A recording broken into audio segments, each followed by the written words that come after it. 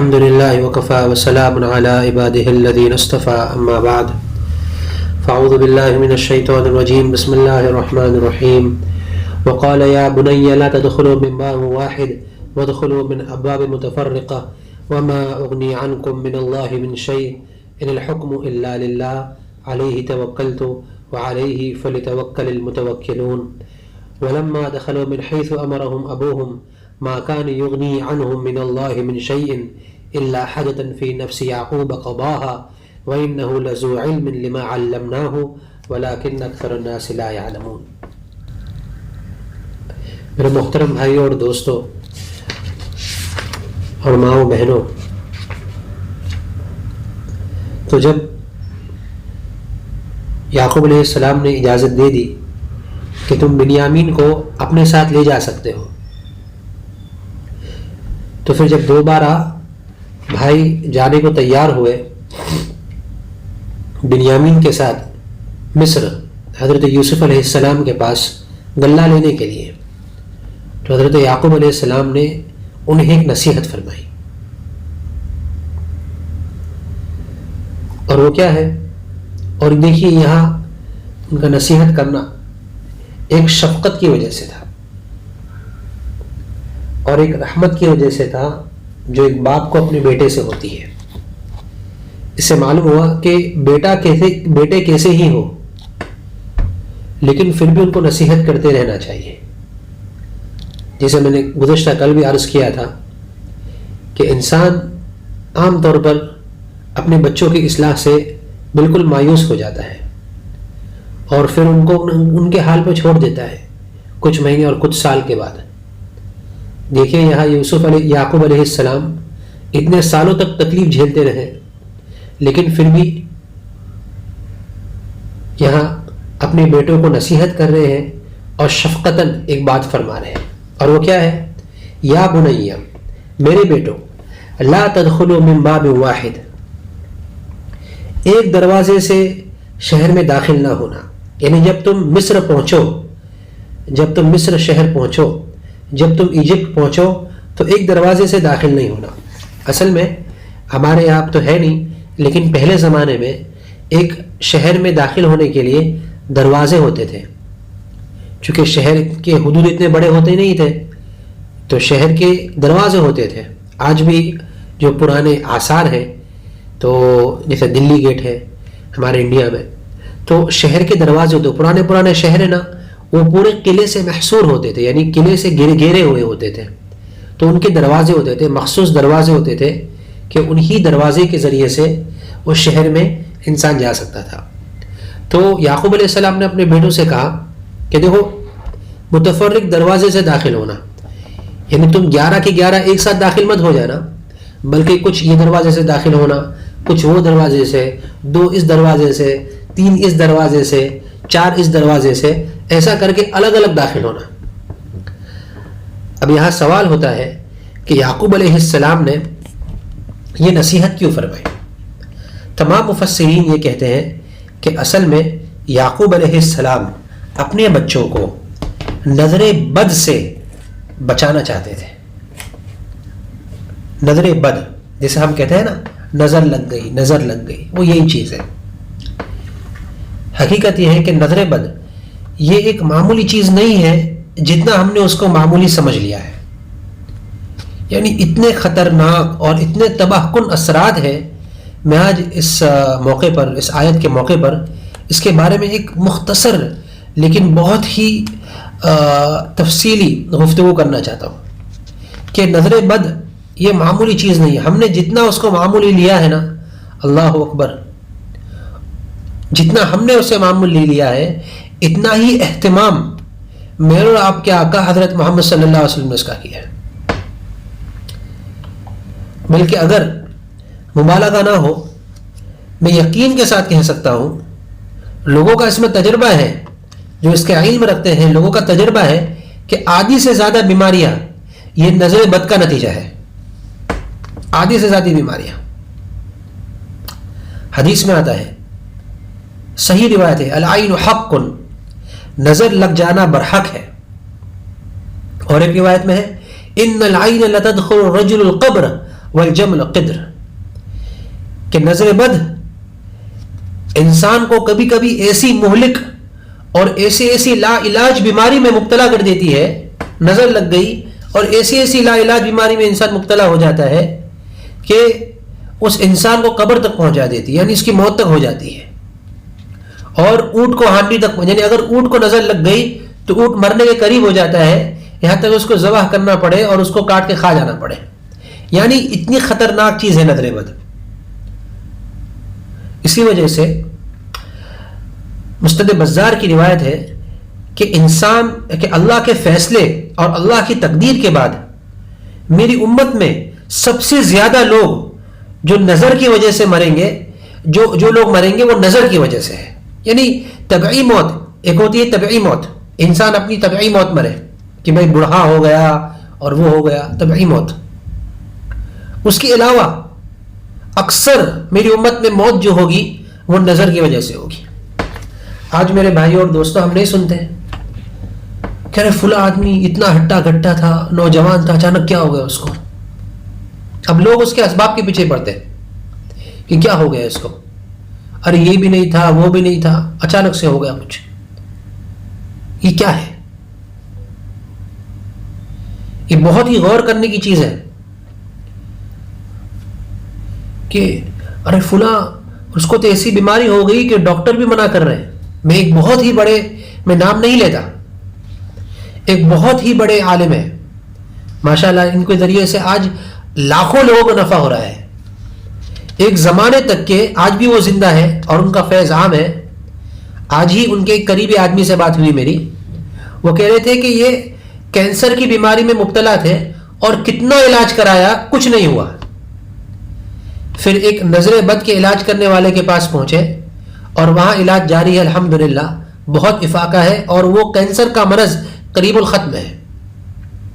اور آج ہم پریشان ہو جاتے ہیں کہ یار بچہ رو رہا ہے، تھوڑے وقت میں بیمار پڑ رہا ہے، تھوڑے وقت میں مجھے بیماری ہو رہی ہے. یہ سب نظر بد کی علامتیں ہیں. میں انشاءاللہ اس کی علامتوں کے بارے میں مستقل بتاؤں گا. تو اکثر میری امت میں اکثر جو موت ہے، حدیث شریف میں آیا ہے، نظر بد کی وجہ سے ہوگی. اسی وجہ سے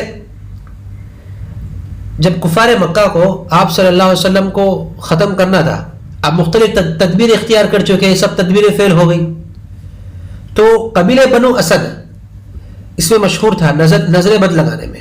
یعنی قبیلہ بنو اسد کا کوئی آدمی اگر کسی اونٹ کے بارے میں یہ کہہ دیتا کہ واہ کیا خوبصورت اونٹ ہے، تو بس وہ اونٹ بیمار ہو کر مر جاتا. یعنی اس قبیلے کی نظر اتنی سخت تھی، ان قبیلے کے افراد کی نظر اتنی سخت تھی. تو مکہ والوں نے اس قبیلے بنو اسد کو کہا کہ تم آؤ اور ہمیں جو شخص ہے جس نے نبوت کا دعویٰ کیا ہے اور ہمارے آبا و اجداد کو برا کہتا ہے اس پر نظر لگاؤ. اب یہ قبیلے بنو اسد کے کئی افراد آئے آپ صلی اللہ علیہ وسلم پر نظر لگانے کے لیے کہ واہ کیا آدمی ہے، کیا خوبصورت ہے، جیسا کوئی دیکھا نہیں گیا.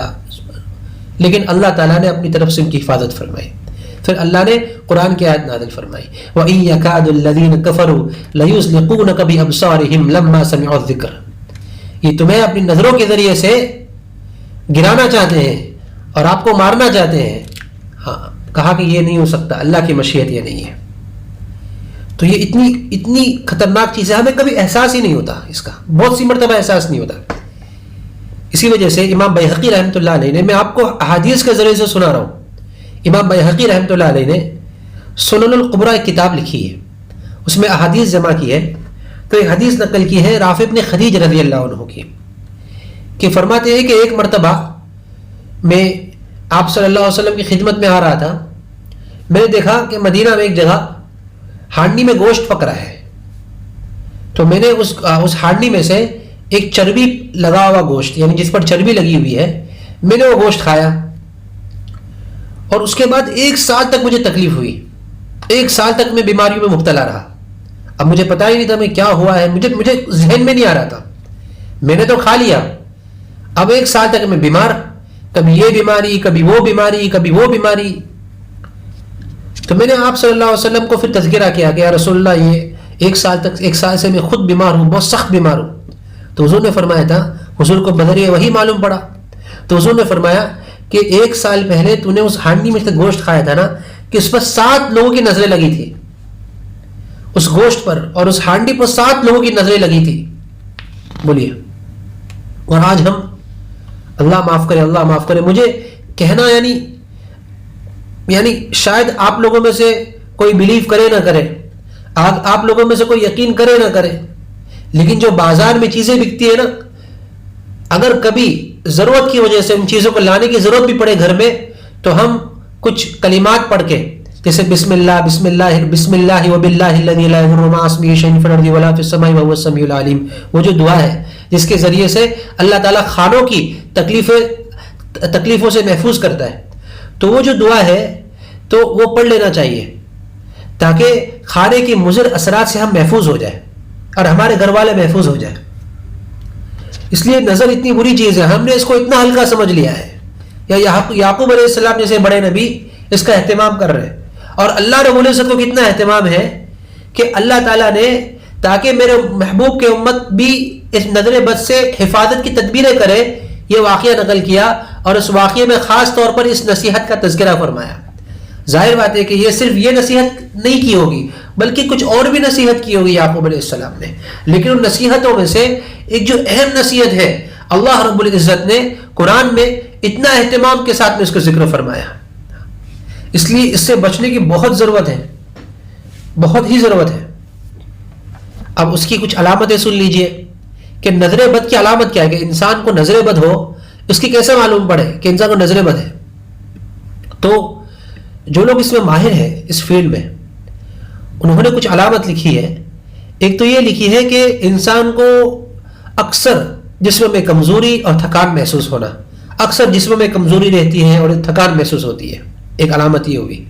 اور دوسری کہ کھانے کی رغبت انسان کے اندر نہیں ہو. تیسری کہ چہرے کا پیلا پڑنا اور اصلی کلر سے ہٹنا، یعنی انسان کا چہرہ پیلا پڑ جائے. اور چوتھی کہ بدن میں حرارت، ہمیشہ حرارت اور گرمی محسوس ہوتی ہے، یعنی ایک عجیب سستی آتی ہے، کہتے ہیں نا کہ اندر سے گرمی ہے، اندر سے سستی آ رہی ہے. اور کبھی یہ بھی علامت ہے کہ بغیر وجہ کے رونا آتا ہے. اور کبھی کبھی بہت سے لوگوں میں یہ بھی علامتیں پائی جاتی ہے کہ انسان کو سینے میں سخت گھٹن محسوس ہوتی ہے. اور کبھی بار بار جمائی بھی آتی ہے، یعنی بار بار انسان جمائی لیتا ہے. اور کبھی کبھی انسان بہت سستی کرتا ہے کاموں کے اندر، کہ انسان چاہتا بھی ہے دل سے کرنے کو، لیکن بس سستی اور کاہلی اس کی طبیعت پہ چھا جاتی ہے. اور کبھی کبھی اچانک چکر کا آ جانا، اور اکثر الٹی جیسا ہونا، پیٹ میں تکلیف کا ہونا، بدن میں درد کا گھومنا، عورتوں کے بال کا گرنا، دودھ پلانے والی ماؤں کا دودھ نہ آنا، یہ سب علماء نے نظر بد کی علامتیں لکھی ہے. اب آپ تعجب کرو گے کہ بھائی یہ علامتیں تو ہم میں سے کوئی نہ کوئی چیز تو ہمارے اندر پائی جاتی ہے. تو جب پائی جاتی ہے تو ہم اس کا علاج کیوں نہیں کرتے؟ جب ہم کو معلوم ہے کہ یہ سب علامتیں ہیں تو ہم اس کا علاج کریں.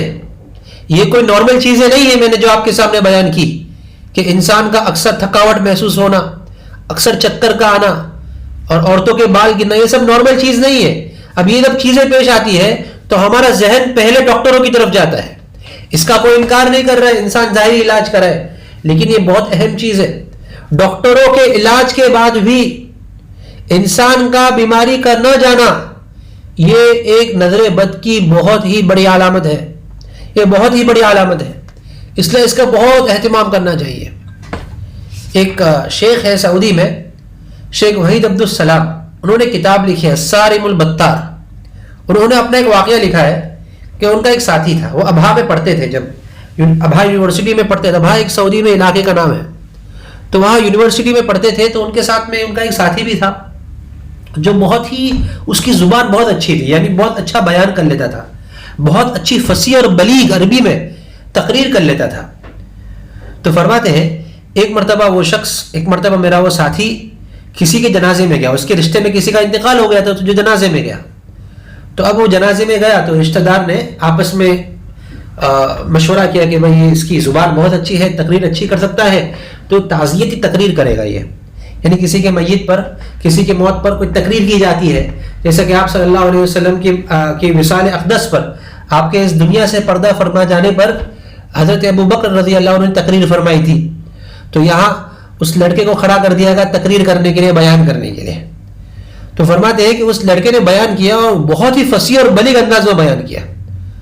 اس کے بعد ایک ڈیڑھ دن کے بعد وہ لڑکا گنگا ہو گیا، وہ بات نہیں کر سکا.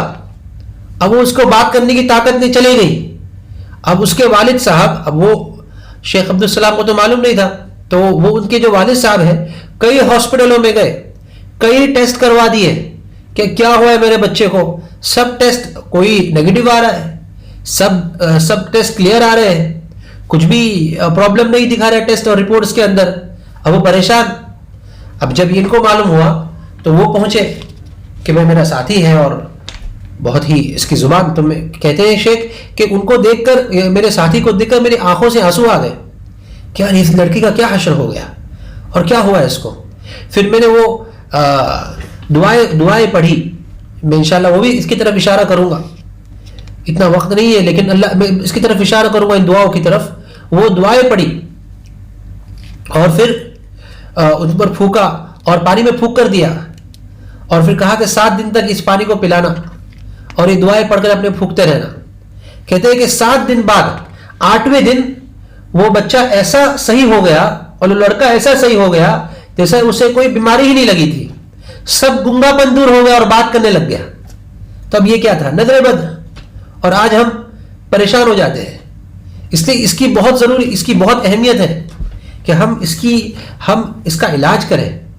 اگر ہم میں علامتیں پائی جاتی ہے تو اس کا اہتمام کے ساتھ میں علاج کریں.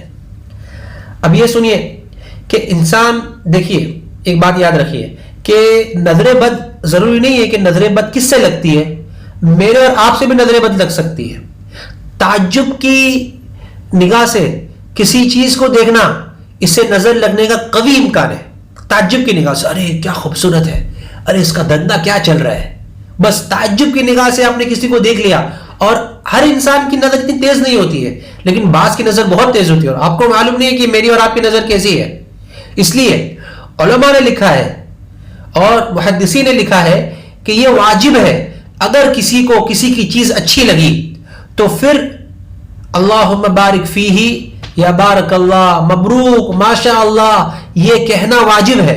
اگر آپ کو کسی کی دکان اچھی لگی تو فوراً آپ پر واجب ہے. آپ سمجھ رہے ہیں، یہ سنت اور مستحب نہیں بلکہ واجب ہے. اس لیے کہ اگر آپ کی نظریں تیز ہوئی اور آپ کی نظر سے اس کو نقصان ہو گیا اور اس کا مال تباہ ہو گیا یا اس کی صحت خراب ہو گئی تو آپ اس کے ذمہ دار رہیں گے. ایک مرتبہ، یہ میں یہاں کی بات نہیں کر رہا ہوں، ایک مرتبہ ایک صحابی جن کا نام سہیل ابن حنیف تھا، تو بہت خوبصورت صحابی تھے اور ان کا بدن بھی بہت خوبصورت. تو ایک مرتبہ اپنے اوپر کے کپڑے نکال کے نہا رہے تھے، کھیت کے اندر نہا رہے تھے، نیچے تہمت باندھے ہوئے تھے. تو عامر ابن ربیعہ نے جب ان کو دیکھا تو کہا کہ ارے کیا خوبصورت بدن ہے، ایسا بدن تو کبھی دیکھا ہی نہیں گیا. بس جیسا ہی عامر ابن ربیعہ نے یہ بات کہی تو فوراً سہیل ابن حنیف جو ہے وہ گر پڑے اور بیمار ہو گئے. ایسا لگ رہا تھا کہ ابھی موت آ جائے گی. آپ صلی اللہ علیہ وسلم کو خبر ہوئی تو حضور نے پوچھا کہ تمہیں کس پر شک ہے؟ تو سب نے کہا کہ رافع ابن خدیج نے بہت عجیب، یہ عامر ابن ربیعہ نے بہت عجیب تعریف کی تھی. کہا کہ عامر ابن ربیعہ کو بلاؤ، اور تنبیہ فرمائی کہ تم اپنے بھائی کو قتل کیوں کرنا چاہتے ہو؟ اگر تمہیں اس کا جسم اچھا لگا، اس کی خوبصورتی اچھی لگی تو تم نے ماشاءاللہ کیوں نہیں کہہ دیا؟ تم نے برکت کی دعا کیوں نہیں دی؟ اللہم بارک لہو، اللہم بارک فی، اللہم بارک علیہ. تمہیں جو کچھ کہنا ہو، برکت کی دعا دو یا ماشاءاللہ کہو. پھر آپ نے حکم دیا، یہ علاج، ایک علاج یہ ہے کہ اگر آپ کو معلوم ہے کہ میرے بچے کو اس کی نظر لگی ہے تو ایک علاج یہ ہے کہ جس کی نظر لگی ہے وہ وضو کرے، اور پھر اس کی وضو کا پانی جس پر نظر لگی گئی ہے، اگر آپ کے بچے پر نظر لگی ہے اس کی، تو جس پر نظر لگی گئی ہے اس پر، یعنی وہ آدمی اس کے وضو کے پانی سے غسل کر لے. تو حضور نے حکم دیا، تو عامر ابن ربیعہ نے وضو کیا اور اس کے ذریعے سے سہیل ابن حنیف کو غسل دیا گیا، جس کے ذریعے سے وہ بالکل صحیح ہو گئے. تو ایک عملی علاج ہے یہ. اگر آپ کو معلوم ہے کہ بھائی فلاں کی نظر مجھ پہ لگی ہے یا فلاں کی نظر میرے بچے پہ لگی ہے، تو آپ اسے کہو کہ بھائی دیکھو آپ کی نظر لگی ہے، مجھے یہ شبہ ہے. آپ ایسا کرو، آپ وضو کرتے ہی ہو تو یہ ظہر کا یا عصر کا جب وضو کریں گے تو وضو کا پانی مجھے دینا، میں اس وضو کے ذریعے سے اپنے بچے کو غسل کرا لوں گی. تو یہ بہت اہم چیز ہے. تو میں عرض کر رہا تھا، تو ایک تو یہ ہے کہ انسان اپنے ذریعے سے کسی کو نظر نہ لگے تو اس کا اہتمام کرنا. اچھا، خود نظر بد سے ہم بچیں، اس کے لیے دو چیزوں کا اہتمام کریں. نمبر ایک پر اگر دیکھو یہ چیزیں بہت اہم ہے، اگرچہ تھوڑا میں کچھ زیادہ ہی اس میں تفصیل کر رہا ہوں، لیکن یہ چیزیں بہت ضروری ہے آج ہمیں جاننا، یعنی انتہائی ضروری ہے. تو میں عرض کر رہا تھا کہ ہمیں نظر بد نہ لگے، ہمارے کاروبار کو نظر بد نہ لگے، ہمارے بچوں کو نظر بد نہ لگے اور ہماری چیزوں کو نظر بد نہ لگے، تو جتنا ہو سکے احادیث میں آتا ہے کہ بھائی تم اپنی ضروریات کو اور اپنی نعمتوں کو چھپایا کرو. جیسے میں نے اس سے پہلے بھی کہا تھا، اپنی جتنی ہو سکے اپنی نعمتوں کو چھپایا کرو، اس لیے کہ ہر اکثر نعمت والوں سے حسد ہوتا ہے. ظاہر بات ہے کہ اگر آپ کی نعمت کسی نے دیکھ لی تو ظاہر بات ہے کہ آپ سے حسد ہوگا، اور ممکن ہے کہ حسد کی وجہ سے نظر بھی لگ جائے اور وہ تعجب کی نگاہ سے دیکھیں. اس لیے اس کا بہت اہتمام کرنا چاہیے. اور اسی طریقے سے اپنے بچوں کا خوب اہتمام کریں. امام قرطبی فرماتے ہیں کہ ان العین اسرع للصغار، بچوں کو نظریں بہت ہی جلدی لگتی ہے. اس لیے حضرت عثمان غنی رضی اللہ عنہ ایک مرتبہ انہوں نے ایک بچے کو دیکھا جو بہت ہی خوبصورت ہے، لیکن اکثر اس کو نظریں لگتی تھی. تو اس کی ماں نے شکایت کی کہ حضرت دعا کیجئے، بچے کو نظر لگتی ہے. تو کہا کہ ایک کام کرو، اس کے یہ نا اس کے سیاہ داغ لگے، کالا داغ لگا دو اس کے چہرے پر کسی جگہ. آج لوگ کالا داغ لگاتے ہیں خوبصورتی کے لیے، حالانکہ کالا داغ لگانا چاہیے انسان کو نظر بد سے بچانے کے لیے اپنے بچوں کو. اس لیے کہ اکثر ہوتا ہے کہ بچے بہت میٹھے ہوتے ہیں، خوبصورت ہوتے ہیں، ان پر کوئی داغ نہیں ہوتا، ان کا دل صاف ہوتا ہے اور ان کی زبان میٹھی ہوتی ہے، اور لوگوں کی نظریں لگ جاتی ہے، یعنی ان انٹینشنلی لگ جاتی ہے. انٹینشنلی کوئی نظر نہیں لگاتا ہے، اکثر غیر اختیاری طور پر نظر لگ جاتی ہے. ہاں، اس لیے اس کا بہت اہتمام کرنا چاہیے. اب میں اس کے نظر کے علاج پر آؤں. آج ہم اللہ معاف کرے نظر لگ جاتی ہے تو ہم اکثر ایسا ہوتا ہے کہ ہم ڈاکٹروں کے پاس بھاگتے ہیں، لیکن بہت سے افراد ایسے ہیں جو سمجھتے ہیں کہ نظر ہے یا اثر ہے.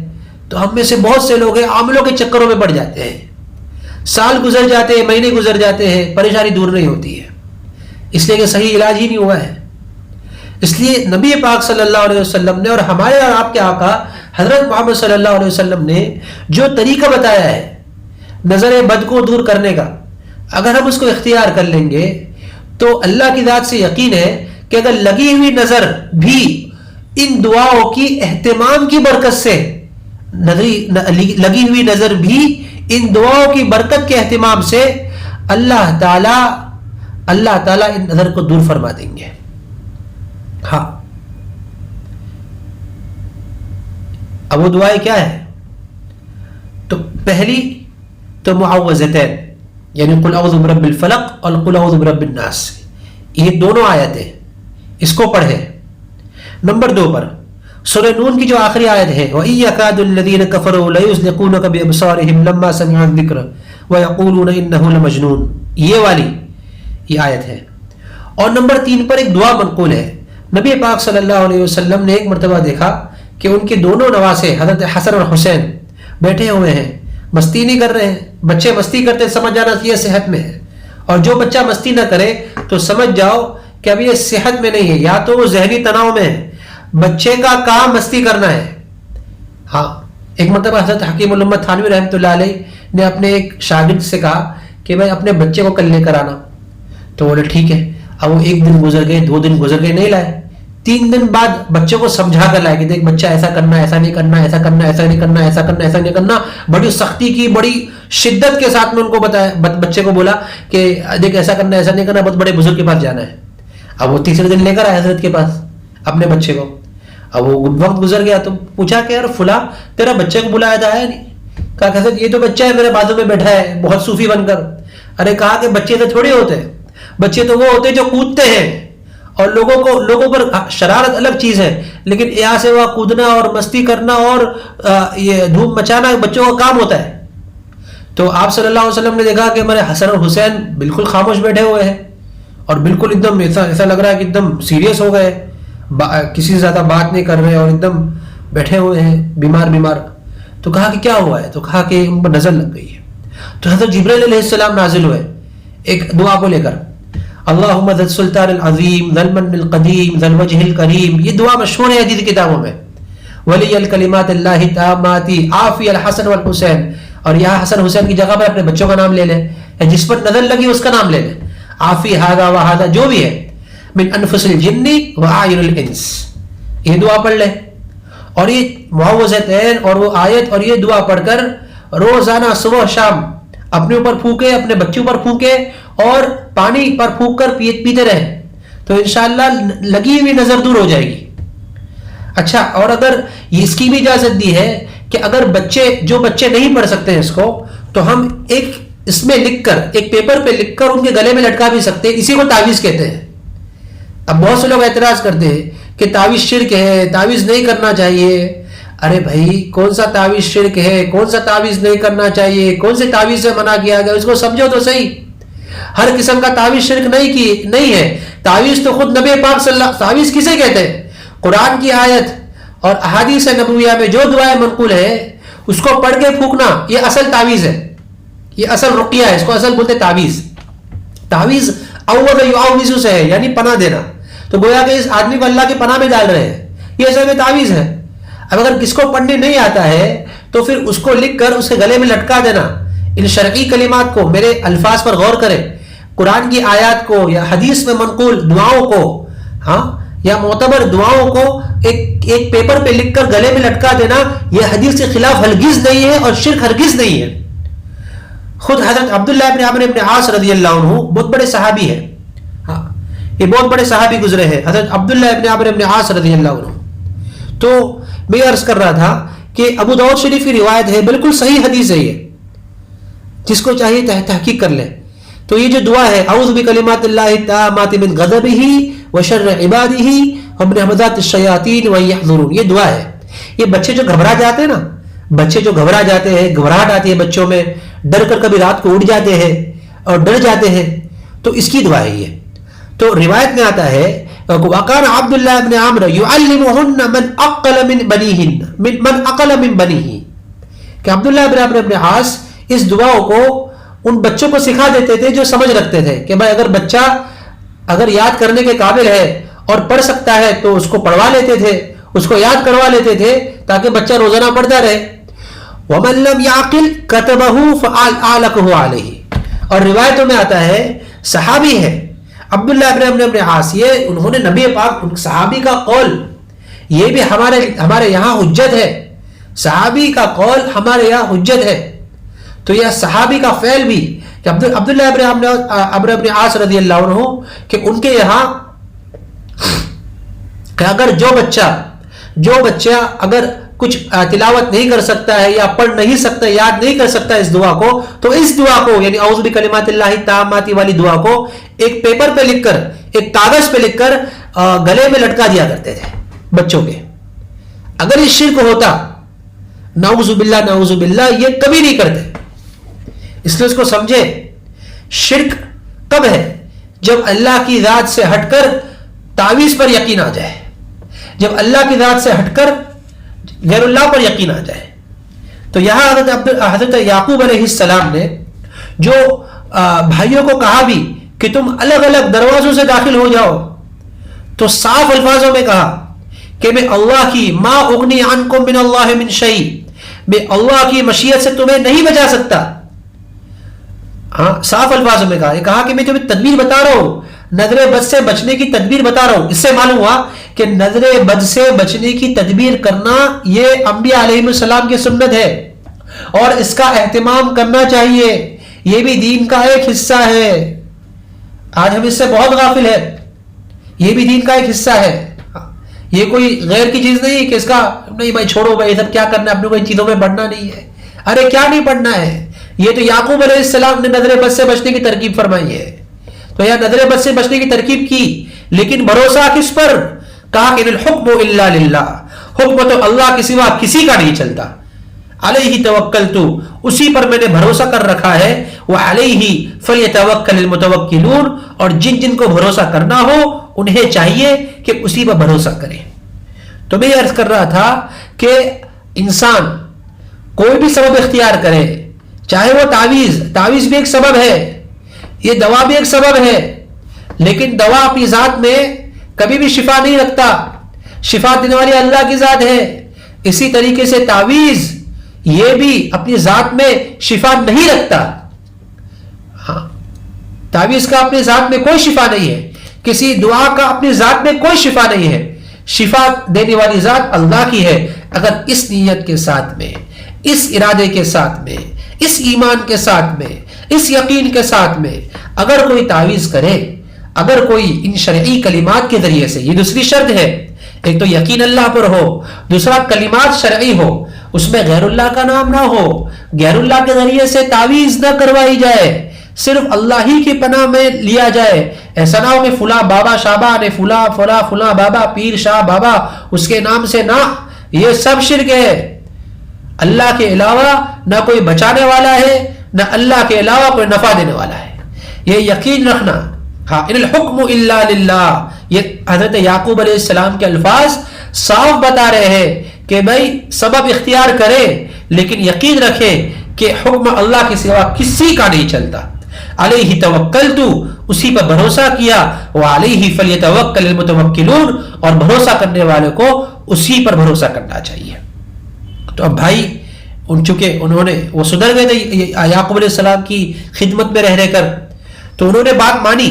وَلَمَّا دَخَلُوا مِنْ حَيْثُ أَمَرَهُمْ أَبُوهُمْ، اللہ فرماتے ہیں جب وہ بھائی اسی طرح مصر میں داخل ہوئے جس طرح ان کے والد نے کہا تھا، تو اللہ فرماتے ہیں ان کے اس فعل کو نقل کرتے ہوئے مَا كَانَ يُغْنِي عَنْهُمْ مِنَ اللَّهِ مِنْ شَيْءٍ، تو یہ عمل اللہ کی مشیت سے ان کو ذرا بھی بچانے والا نہیں تھا. یعنی اگر اللہ کی مشیت نہ ہوتی ان کو بچانے کی تو وہ ہرگز نہ بچتے.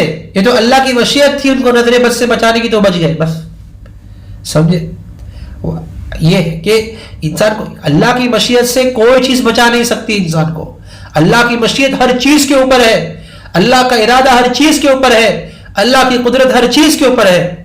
تو اللہ فرماتے ہیں یہ جو چیز تھی نا، الا حاجۃ فی نفس یعقوب قضاها، لیکن یعقوب کے دل میں ایک خواہش تھی جو انہوں نے پوری کر لی کہ بھائی حضرت یعقوب علیہ السلام نے اپنی طرف سے ایک سبب بتا دیا کہ دیکھو یہ الگ الگ دروازے سے داخل ہونا تاکہ تمہیں نظر نہ لگ جائے. بس ایک خواہش تھی جو یعقوب علیہ السلام نے اپنی طرف سے پوری کر لی. تو اللہ تعالیٰ فرماتے وَإِنَّهُ لَذُو عِلْمٍ لِمَا عَلَّمْنَاهُ، یعقوب علیہ السلام کو جو ہم نے علم دیا تھا وہ ہم نے علم دیا تھا. یہ ان کا علم اکتسابی نہیں تھا، وہ کسی مدرسے میں پڑھے ہوئے نہیں تھے، بلکہ ہم نے ان کو علم دیا تھا. ہاں، یہ تعریف کر رہے اللہ تعالیٰ ذو علم ہے. یعقوب علیہ السلام یہ علم والے ہیں، لیکن اکثر لوگ معاملے کی حقیقت کو نہیں جانتے. یعنی اکثر لوگ یہ سمجھتے ہیں کہ یعقوب علیہ السلام نے کیسے سبب کو اختیار کر لیا. تو اللہ فرماتے ہیں کہ لوگوں کو معلوم نہیں ہے، علم تو ہم نے یعقوب کو دیا ہے اور یعقوب نے اپنے علم کے تقاضے پر عمل کیا ہے، اور سبب کو اختیار کرنا توکل کے خلاف نہیں ہے. اللہ تعالیٰ ہم سب کو اس نے عمل کی توفیق نصیب فرمائے. دعا کرے اللہم لک الحمد لک الحمد کلہ ولک الشکر کلہ وبیدک الخیر کلہ والیک رجع الامر کلہ علانیتہ وسرہ یا حی یا قیوم یا ذا الجلال والاکرام یا ارحم الراحمین. اے اللہ ہمارے گناہوں کو معاف فرما، ہمارے خطایا سے درگزر فرما. یا اللہ اپنے ذات پر حقیقی بھروسہ کرنے کی توفیق نصیب فرما. اے اللہ اسباب کو اختیار کرتے ہوئے، یا اللہ جو اسباب تیرے نبی پاک صلی اللہ علیہ وسلم نے بتائے ہیں، اے اللہ ان اسباب کو اختیار کرتے ہوئے تیری ذات پر کامل بھروسہ کرنے کی توفیق نصیب فرما. اے اللہ ہم عاجز ہیں، یا اللہ ہم عاجز ہیں، یا اللہ ہم کو معاف فرما دیجئے. اللہ ہم کو معاف فرما دیجئے، ہماری مغفرت فرما دیجئے، ہم پر رحم فرما دیجئے. اللہ ہمیں کامل اخلاق اور کامل ایمان نصیب فرمائیے. یہ رمضان مبارک کے مہینہ گزر رہا ہے، یا اللہ ہمیں معاف فرما دیجیے، ہمارے کوتاہیوں سے درگزر فرما دیجیے، اور زیادہ سے زیادہ اس ماہ مبارک سے نفع اٹھانے کی توفیق نصیب فرمائیے۔ یا اللہ فتنہ دجال سے ہماری حفاظت فرمائیے، یا اللہ ہر قسم کے شرور و فتن سے ہماری حفاظت فرمائیے۔ یا اللہ نبی پاک صلی اللہ علیہ وسلم جتنی دعائیں مانگی اس میں سب ہمارا حصہ نصیب فرمائیے، اور جتنی شرور و فتن سے پناہ چاہی ہے یا اللہ ان تمام سے ہماری حفاظت فرمائیے۔ وصلی اللہ تعالی علی خیر خلق محمد وعلی آلہ وصحبہ اجمعین برحمتک یا ارحم الراحمین۔